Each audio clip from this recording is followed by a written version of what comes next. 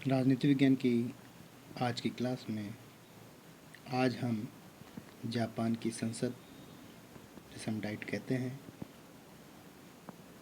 के बारे में अध्ययन करेंगे। पिछली क्लास में हमने जापान के कैबिनेट मंत्रिमंडल के जो मंत्रिमंडलात्मक शासन व्यवस्था है उसके लक्षणों के बारे में अध्ययन किया। कैबिनेट की रचना के बारे में, मंत्रिमंडल के कार्य, उसकी विधियाँ और मंत्रिमंडल की शक्तियाँ, जिसमें शक्तियाँ और कार्य जिसमें प्रशासनिक शक्तियाँ, विधायिका शक्तियाँ, वित्तीय शक्तियाँ, न्यायिक शक्तियाँ के बारे में अध्ययन किया।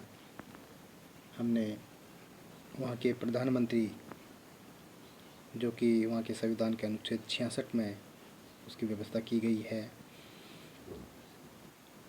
उसकी प्रधानमंत्री की शक्तियाँ, जिनमें सर्वोच्च राजनीतिक शासक, मंत्रियों की नियुक्तियाँ, मंत्रिमंडल का पोषणकर्ता, संघाकर्ता आदि बातों की ओर अध्ययन करते हुए हमने इन्हें समझने का प्रयास किया था। आज हम जापान की संसद के बारे में अध्ययन करने जा रहे हैं। तो जापान जो पहला एशियाई देश है जहाँ संसदीय व्यवस्था की स्थापना हुई, वर्क्स के अनुसार जापान की डाइट गैर पश्चिमी देशों में सबसे प्राचीन और सबसे अधिक अनुभवी विधायक सभा है, विधायिका है। जापान संविधान के जो छोटे 4th लेसन चैप्टर है, अध्याय है, उसके अनुच्छेद 41 से लेकर 64 में डाइट की रचना, उसकी शक्तियाँ का विस्तार से उल्लेख किया गया है। जापान की संसद द्विसदनात्मक व्यवस्थापिका सभा है, जिसके प्रथम सदन को हम निम्न सदन या कहें प्रतिनिधि सभा कहते हैं और द्वितीय सदन को हम सभासद सदन या पार्षद सभा कहते हैं। डाइट के अधिवेशन में साधारण, असाधारण तथा विशेष अधिवेशन की व्यवस्था की गई है। साधारण अधिवेशन के लिए मंत्रिमंडल के निर्माण के अनुसार राज्य आज्ञा जारी की जाती है। यह 150 दिनों तक चलता है, जो कि 1 दिसंबर से 10 दिसंबर के बीच बुलाया जा सकता है। दोनों सदनों की स्वीकृति व अस्वीकृति पर प्रतिनिधि सदन, जो कि प्रथम सदन है, अपनी इच्छा से अधिवेशन की अवधि बढ़ा सकता है। साधारण अधिवेशन के अंतराल में भी असाधारण अधिवेशन बुलाया जा सकता है। विशेष अधिवेशन साधारण अधिवेशन आरंभ होने से पहले हो सकते हैं। डाइट के वेतन तथा भत्ते। तो जापान के संविधान के अनुच्छेद 49 के अनुसार दोनों सदनों को, कौन कौन से दोनों सदन? प्रथम सदन और द्वितीय सदन। प्रथम सदन को जैसे निम्न सदन भी कहते हैं, प्रतिनिधि सदन भी कहते हैं। द्वितीय सदन सभासद सदन या पार्षद सदन। तो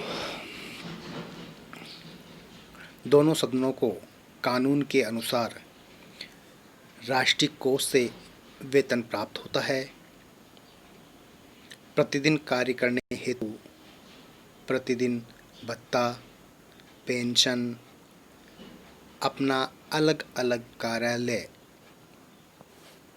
व सचिव रखने, कार्यालय भत्ता, रेल, बस इत्यादि परिवहन की सुविधाओं आदि में सरकारी कार्य हेतु समस्त प्रकार की सुविधाएं प्रदान की जाती है।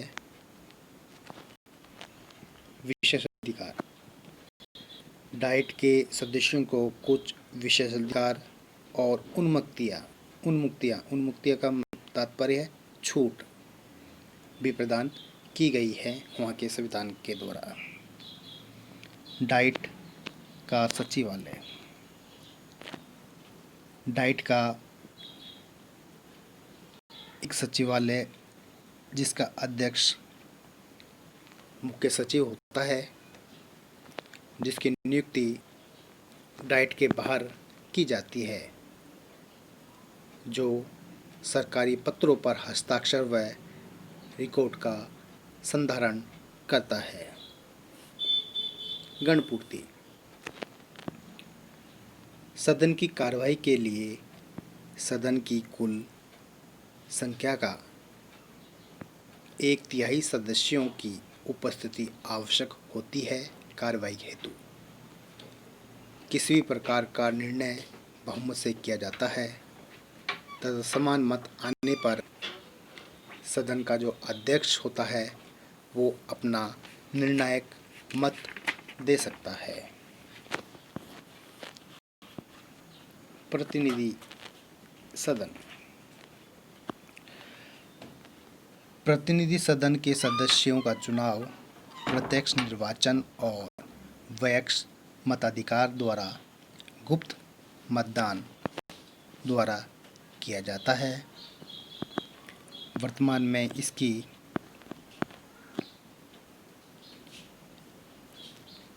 जो सदस्य संख्या है